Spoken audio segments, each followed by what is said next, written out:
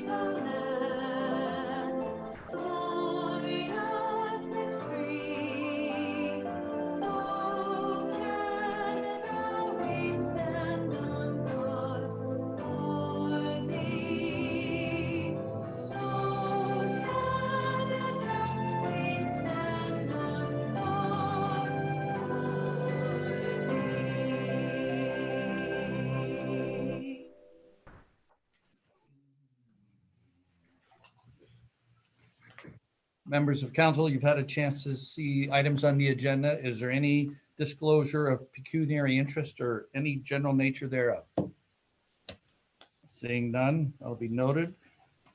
The recommendation to move the minutes of the regular council meeting held May 12th, 2020 be adopted. Councillor Akpata and Councillor Reno, all in favor? That carries. Thank you. No presentations, no meetings or hearings, no delegations. First item on the agenda, item E1, the Walmart volunteer recognition event. Linda, is she taking that?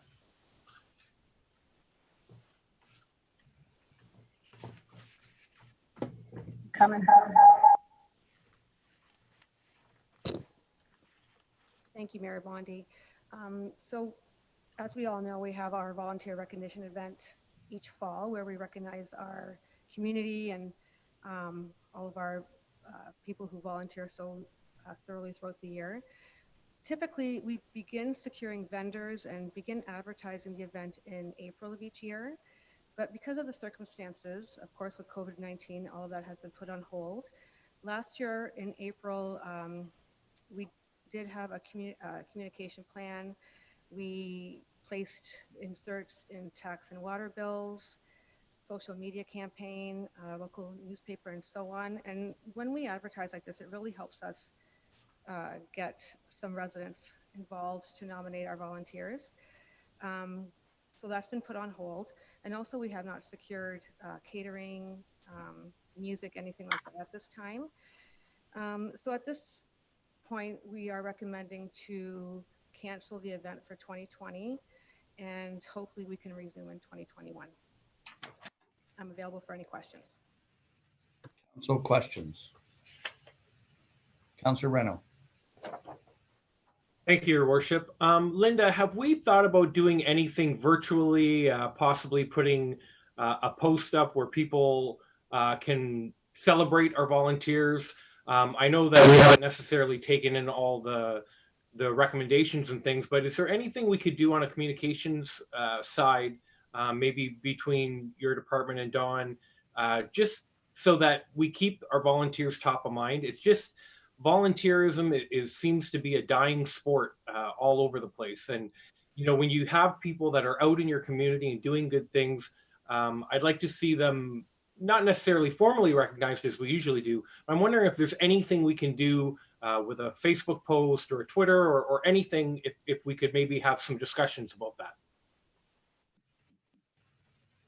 Certainly we can. I can sit with Dawn and figure something out that we can do virtually. Also, we still do our Windsor Symphony draws. We have the 5 draws a year where we recognize our schools and our churches and our organizations. So that is still ongoing. The tickets for that have been ordered. The first draw will be in September. Hopefully they'll still be playing depending on the circumstances of COVID-19. So we do still recognize our volunteers in that area, but we certainly can sit with our communications officer and figure something out for a virtual recognition for them. Absolutely.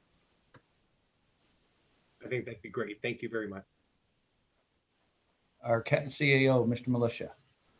So, Councillor Reno, I think one of the things we might be able to do is, as opposed to having the event in September, in and around perhaps for that week of when we would normally have the event, we can maybe publicize a bit more of our past winners and kind of go through some of that and try to push that message out to, congratulations. Unfortunately, 2020 is not going to be the year where we will go through the formal process, but maybe, we'll call it the COVID review or whatever we want to call it, but something along that line so that we can recognize and try to keep that spirit of volunteerism alive in the community. But again, understanding that we can't really go through what our normal protocols would be, but maybe we can do something in terms of some sort of media splash and try to, perhaps it's, every day of the week we issue something about, past winners, or, every day will be something to the effect of, the overall volunteer of the year, the young citizen of the year, and going through that, having each day represent something. So maybe something we can do from a social media side just to get the spirit of volunteerism out. Thank you, Joe. I think that would be fantastic. It's just there's so much going on in the world. Some things are changing quickly, and some things just aren't changing quickly enough. And I just think that it's easy to forget about some of these people. So I think that would be a fantastic initiative if you could do that. Good idea, Joe. Thanks. Councillor Desjardins. Thank you. I'm wondering, is there anything written in concrete that it has to be September? I'm wondering if we can get things cleared up. Maybe we could do something in the spring to, kick off the year. And again, I like Jeff's idea of doing something in September, but maybe we could have our celebration in the spring. Is there any reason that we couldn't? There is nothing written in stone with the timelines of when we should do it. It's just typically, historically, we've done it in the fall. But yeah, we can certainly visit that as well. Well, maybe that's an option. It's not something we want to lose, I'm sure. But maybe let's get through 2020 and all the things that have been canceled and pushed out, and maybe make it, instead of the wording as a cancellation or 2020, make it a postponement to 2021. Just a thought. Deputy Mayor Meloche. I agree with Councillor Desjardins. I wouldn't mind looking at the option of a later event. I know how much work this event is. I've worked with you guys for several years running it, so I know it's not an easy thing. And I know sometimes getting nominations is actually the biggest struggle. But maybe since people are home and they're thinking of their friends and family in the community who have done things, that maybe we'll get more applications. Being a parent of a grade 8 graduate right now, I hate seeing anything canceled, because these people have done so much work that just to say, we're not going to recognize it this year, it's not something I'm sure I want to consider at this time. So if we could look at the option, it may not work out for us, that we may not be able to do it in 2020, but before we go right to canceling it, I'd like to see if there's a possibility to postpone it till maybe even December. I don't know. Just that's my thought on it.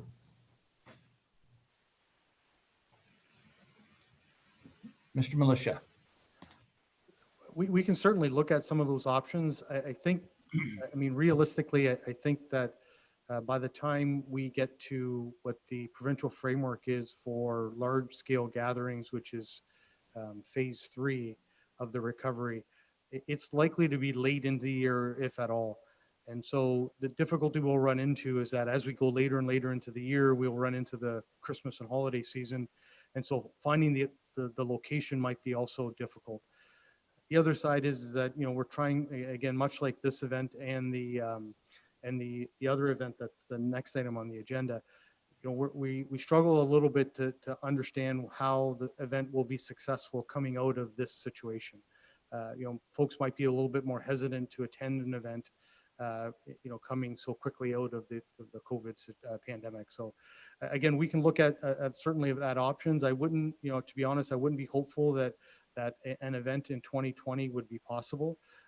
Deferring it to the spring of 2021 could be possible. I think that one might be a little more likely, but I wouldn't want to leave members of council with the impression that an event in 2020 is going to be likely, because it would appear that from where the province stands in terms of lifting some of the restrictions, it will be some time before large scale gatherings like this would be allowable.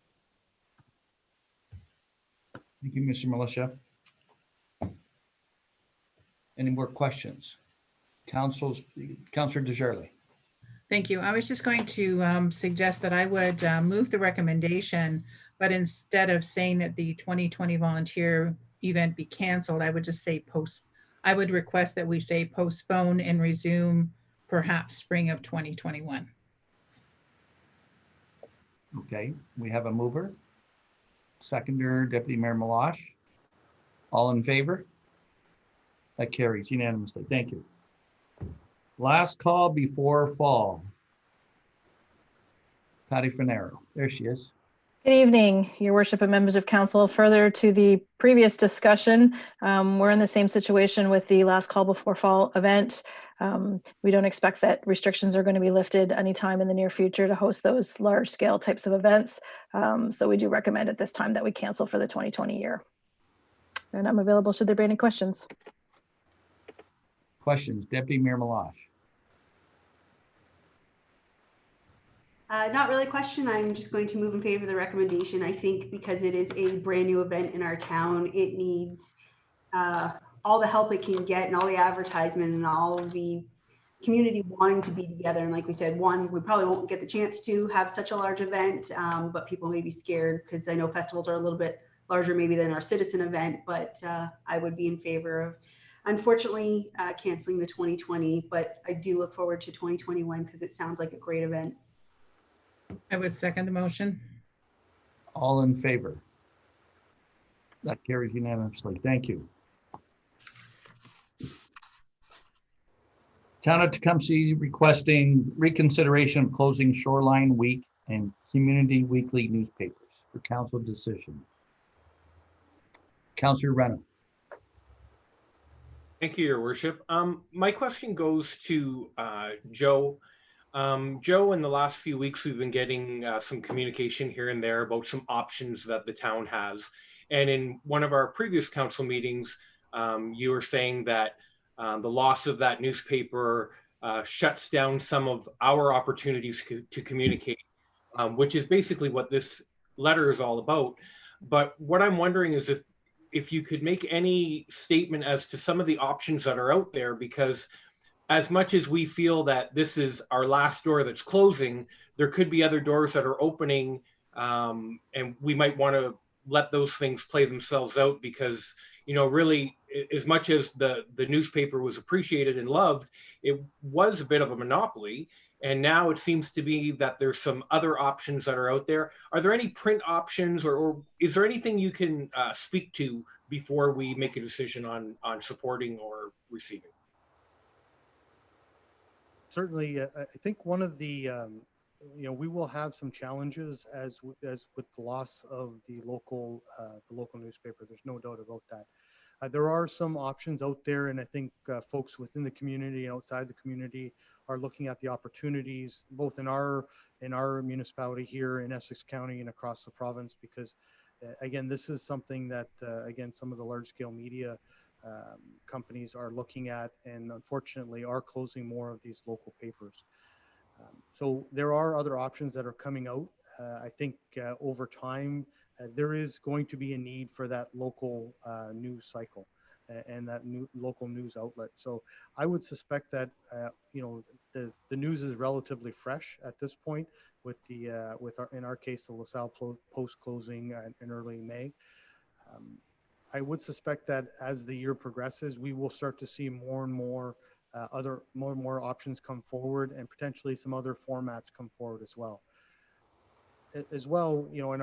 Recently we had a CAO discussion from the Essex County group. And one of the comments that was made was that in other areas where this has occurred, where the local papers have unfortunately been closed, that has, led to some opportunities, and as well have given rise to other papers coming in and taking the spots. So there have been situations within Essex County, both in the general London area and the general GTA area, that where these local papers have unfortunately closed, but then shortly thereafter those opportunities arise, and as a result, new papers spring up and that are perhaps a little more localized than some of the conglomerate-owned localized papers. So I think there is going to be some opportunities. Again, there is, again, that opportunity may lead to a bit more competition, may lead to a whole host of things.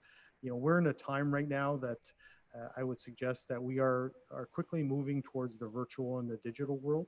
And, again, as witnessed by the council meeting here tonight.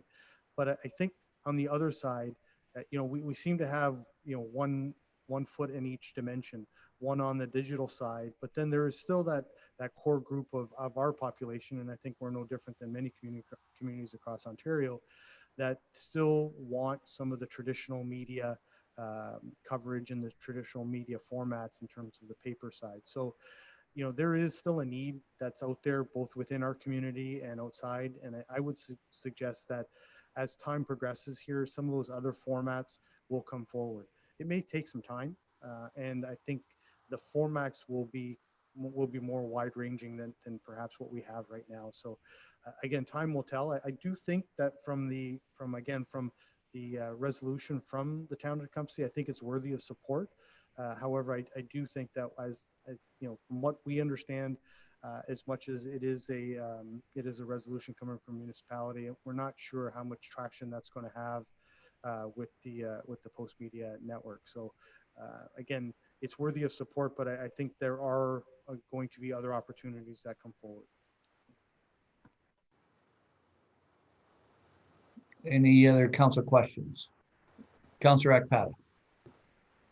Just to tie it together, Your Worship, I think that as the CAO has indicated, it's important for us as a small municipality to make sure that we support our hometown newspaper. And I realize that in the half digital age, it may sound hokey, but it is the news source for our municipality. And I think supporting Tecumseh's motion is important for us to stay. While we acknowledge, as you said, that we're on a virtual council meeting right now and things are changing, that it is the local media content that is reflected in this paper that we're losing. It's the local stories about our children, about our sporting events that we're losing. And while I understand Post Media's position financially as it may be, it's still disappointing that we have lost something that we have valued and treasured that supports our municipality. So I'm sure some other folks will come up and there'll be some other digital or quasi-digital things that happen. But I think that, and I don't want to read anything other than what Tecumseh's written in their motion, is that supporting the things that make us a unique small municipality are starting to creep away. And as Joe put it, and as you remember, Your Worship, during the sessions that we had at the Volmer pre-election, there's a lot of folks who don't have smartphones, who don't have the technology and rely on those local papers to know what's going on. So I agree with my other learned colleagues that things are changing and things will be changing quickly, but I also think it's incumbent on us to let Post Media know that we are a little disappointed that we're losing our hometown newspaper. Thank you, Your Worship. Good point. I agree with supporting the town of Tecumseh, but at the end of the day, it's a business. If they're not making money, oh well. We're not going to. We understand what you're saying, but we're not in the business to lose money, whether they're a big corporation or not. Okay, so Crystal, if I'm not mistaken, you moved it. Jeff, did you have a question? No, I was just going to mention that, even though it probably won't reverse Post Media's decision, maybe it sends a message out there to some of the other people that might be brave enough to start a paper, the kind you can touch and feel. Maybe it would give them the courage to move forward and open an opportunity like this by supporting a motion like this. So I will support the Deputy Mayor's motion. Thank you, Jeff. So we have a mover and a seconder, all in favor. That carries unanimously. Thank you. Okay, item G1, information items to be received. Council member attendance at meetings Q1 January to March 2020. Councillor Reno. I'll move the report. Moved by Councillor Reno, seconded by Councillor Desjardins. All in favor? That carries unanimously. Thank you. 2020 first quarter report. Dale, I'm assuming. There he is. Good evening, worship members of council. The first quarter report brings us to the end of March, which is just after the emergency was declared. So there's not too much of the financial impact in that report. Last council meeting, we had the impact report that we're going to do monthly on the COVID crisis. But as at the end of March, everything's on track. Typically we don't really see where we're falling off track until about the third quarter, but our next quarterly report's going to be, it'll show the impact that the COVID crisis has had on our finances. I'm available for any questions. Do you have any good news, Dale? No, not really that I can think of. Everything's good. Pool's open, weather's good. Thank you. Councillor Ekpata. But just a simple question there, Dale. The town of LaSalle is in no better or no worse shape than our other municipalities across Ontario as far as COVID goes, right? So it's not as if we engaged on a substantial building project that's been put off. We still are competently managing the purse of the town of LaSalle, and that how COVID has hit the country, the world, is going to be reflected in everybody's balance sheets. So my question to you, sir, is aside from what we are doing, there's no spectacular or monumental financial issues that you see as of the paperwork that's before us today? No, at this point, there isn't. The large impact again will be if this lasts years, it'll be the economic impact, the short-term impact, the direct financial impact. We can weather that storm, no problem. But I think the crystal ball that we don't have on how long this is going to last, that's where it could really, but that's going to hit everyone. We're no different than any other municipality in Ontario or Canada. Thank you, Your Worship. Any other questions? Council's pleasure. Councillor Desjardins, move the recommendation, or you have a question? Moving the recommendation. Second by Councillor Carrick. All in favor? That carries. Thank you. Summary of reports to council.